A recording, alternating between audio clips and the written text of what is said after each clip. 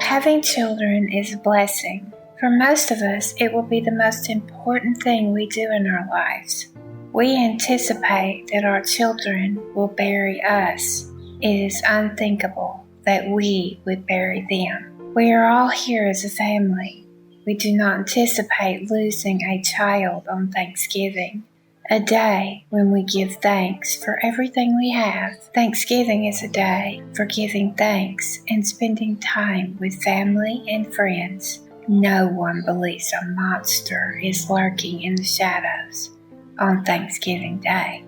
Terri Lynn Hollis, 11, and her 16-year-old brother, Randy, were at their Torrance, California home on Thanksgiving Day, November the 23rd, 1972. Terri was bored and went outside to play on her bike around 3 p.m., never to return. Terri was reported missing to the local police department.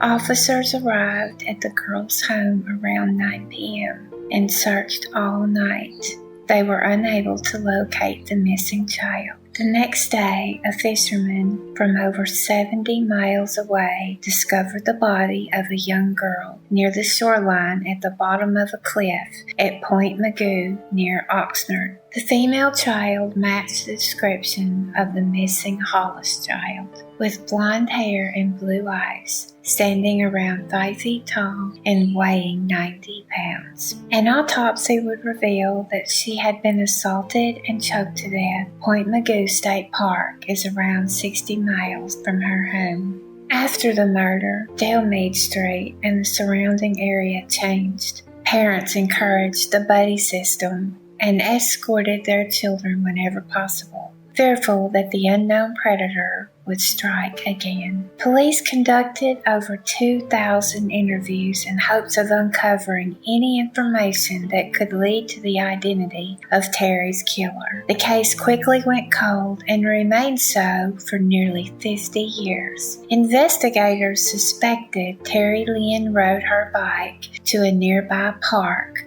where she was abducted. Newspaper clippings from the time show the approach of police in their search for the little girl's killer.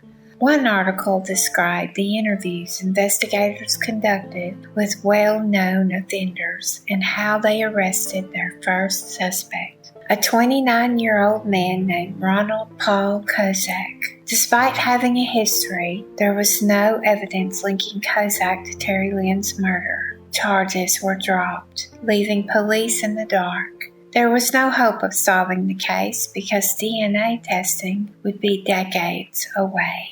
DNA evidence discovered on the victim's body was extracted and preserved. It was entered into the FBI's Combined DNA Index System, CODIS, in the early 2000s, but yielded no results. The DNA was entered into a genetic genealogy database in 2018 and identified a possible relative whom police contacted for more information. After nearly half a century, they finally had a name: Jake Edward Brown. Jake Edward Brown was his alias. He was born Thomas Tracy Burham. He moved a lot and was listed as living at various addresses over the years. Terri Lynn Hollis was not Brown's only victim. He had a criminal record, and she would not be his last victim. It is unknown why Jake Edward Brown, 36 at the time, was in the area November of 1972. Investigators questioned whether he was passing through and committed the crime on the spur of the moment, or if he was specifically looking for a victim. They would never find out because Brown died in Maricopa County, Arizona in 2003 of medical complications, according to his death certificate. He was thought to be homeless or transient at his death. He was age 66. Edward Brown's body was exhumed. A piece of his bone was taken from his remains to be tested against the DNA left on the victim's body.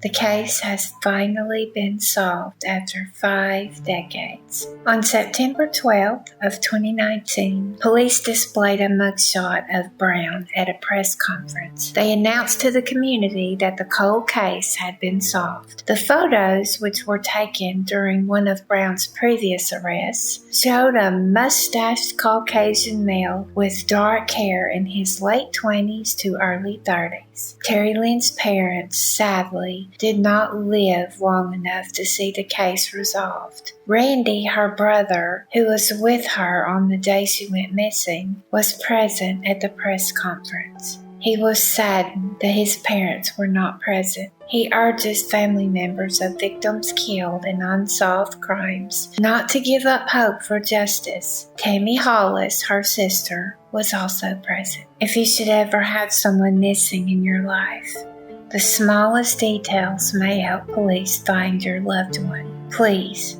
do not give up hope. Cases of missing children have been solved, dating back to the 1940s.